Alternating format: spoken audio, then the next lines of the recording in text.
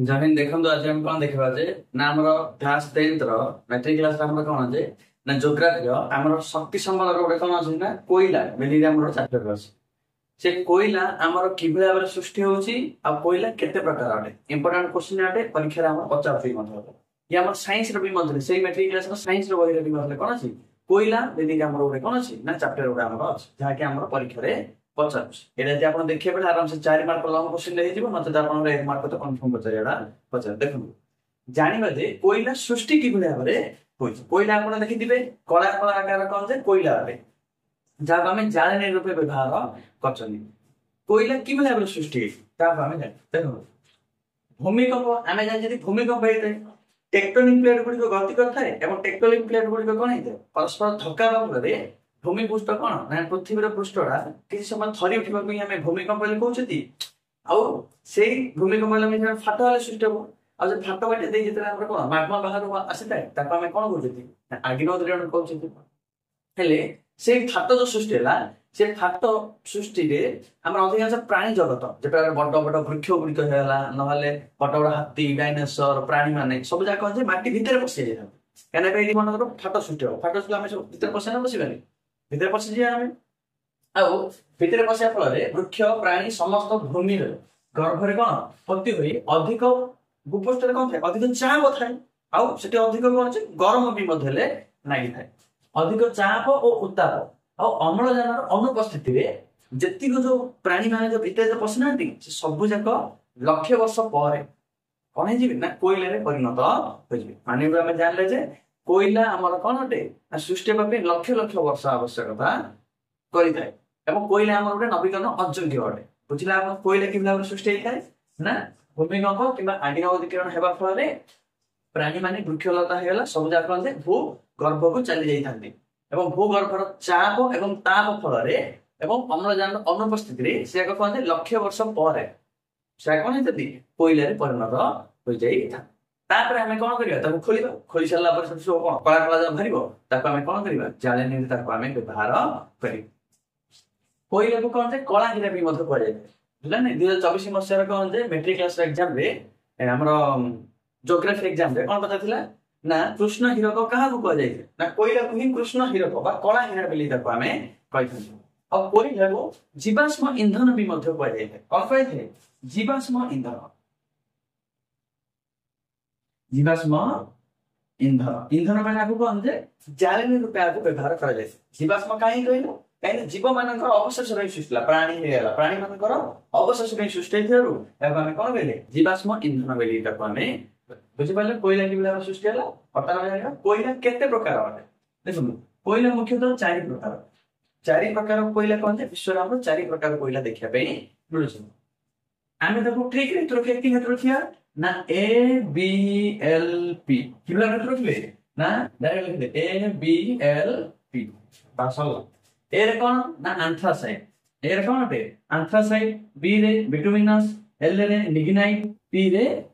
पीट बुझला नहीं ए रे एंथ्रासाइट बी रे बिटुमिनस एल रे लिग्नाइट पी रे पीट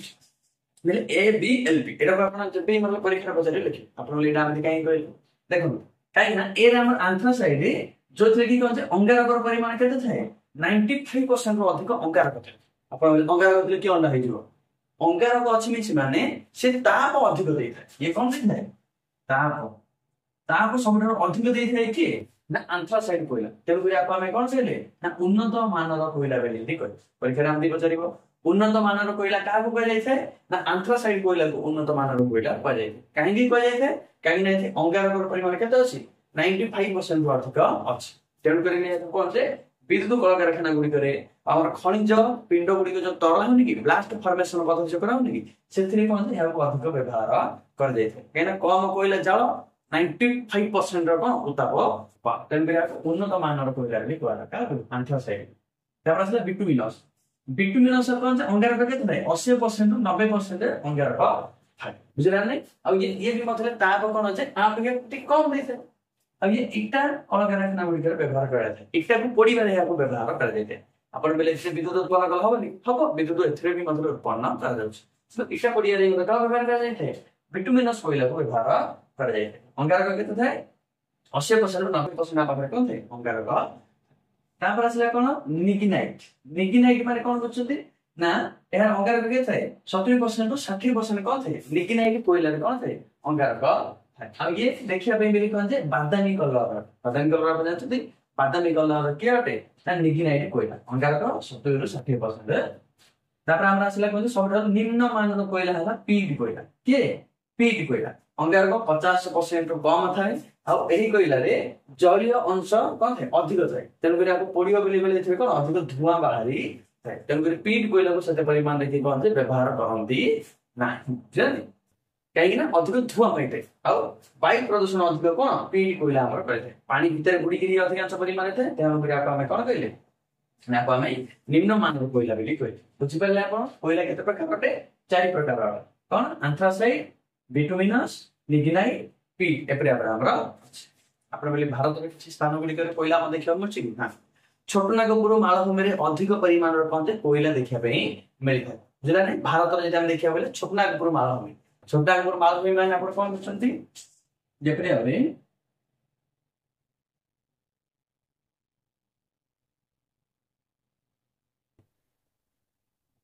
ଆପଣ ଦେଖୁଛନ୍ତି ଏପଟେ ଆମର କଣ ଅଟେ ନା ଛୋଟନାଗପୁର ମାଳଭୂମି ବୁଝିଲା ନାହିଁ। ଯେପରି ଭାବରେ ଆମର ପଶ୍ଚିମବଙ୍ଗର ରାଣୀଗଞ୍ଜରେ ଆମର ଅଧିକ ପରିମାଣର କୋଇଲା ଦେଖିବାକୁ ମିଳୁଛି। ତାପରେ ଆମର ଝରିଆ ତାପରେ ଆମର ପ୍ଲାସ ହେଲା ଝାଡଖଣ୍ଡର ଝରିଆ ବୋକାରୋ ଛତିଶଗଡ଼ର ବୋକାରୋ ଏ ସ୍ଥାନ ଗୁଡିକରେ ଓଡିଶାର ସୁନ୍ଦରଗଡ଼ ତାଲଚେର ଏଗୁଡିକରେ ଆମର କଣ ଅଧିକ ପରିମାଣ କୋଇଲା ଦେଖିବା ପାଇଁ ମିଳିଥାଏ। ଆଉ ଆମ ଭାରତର ଯେତିକ କୋଇଲା ଦେଖିବାକୁ ମିଳୁଛି ସବୁ ଯାକ ଗଣ୍ଡୱାଲା ଲାଣ୍ଡ ଯୁଗର କୋଇଲା ଅଟେ। ମାନେ 200 ନିୟୁତ ବର୍ଷ ତଳେ ଆମର ଏ କୋଇଲା କଣ ଯେ ଅଲରେଡି ସୃଷ୍ଟି ହେଇଛି। ତେଣୁକରି ସବୁଠାରୁ ପୁରାତନ କୋଇଲାକୁ କଣ କୁହାଯାଇଥାଏ ଗଣ୍ଡୱାଲା ଲାଣ୍ଡ ଯୁଗର କୋଇଲାକୁ ସବୁଠାରୁ ପୁରୁଣା କୋଇଲା କୁହାଯାଇଥାଏ। ଆଉ ଆମର ଯୁବକ କୋଇଲା କାହାକୁ କୁହାଯାଇଥାଏ ନା ଆମର ଟର୍ସରୀ ଯୁଗର କୋଇଲା ଯାହାକୁ ଆମେ କହୁଛେ ଆଙ୍ଗାରା ଲାଣ୍ଡ ଯୁଗର କୋଇଲାକୁ ଆମେ କଣ କହୁଛନ୍ତି ନା ଯୁବକ କୋଇଲା ବୋଲି କହୁଛନ୍ତି। ସବୁଠାରୁ ଭଲ କୋଇଲା କୋଉଟା ଅଟେ ନା ଗଣ୍ଡୱାଲା ଲାଣ୍ଡ ଯୁଗର କୋଇଲା। ଆଶା କରୁଛି ଆପଣ ବୁଝିପାରୁଥିବେ ଯେ କୋଇଲା କେତେ ଭାଗରେ ବିଭକ୍ତ କରାଯାଇଛି କୋଉଠି କୋଉଠି ଆମର କୋଇଲା ଦେଖିବାକୁ ମିଳୁଛି ଆପଣ ବୁଝିପାରୁଥିବେ ହେଲା ନାହିଁ ଏହାକୁ ଆପଣ ଲେଖିବା ପାଇଁ ଚେଷ୍ଟା କରନ୍ତୁ। ଜୟ ହିନ୍ଦ।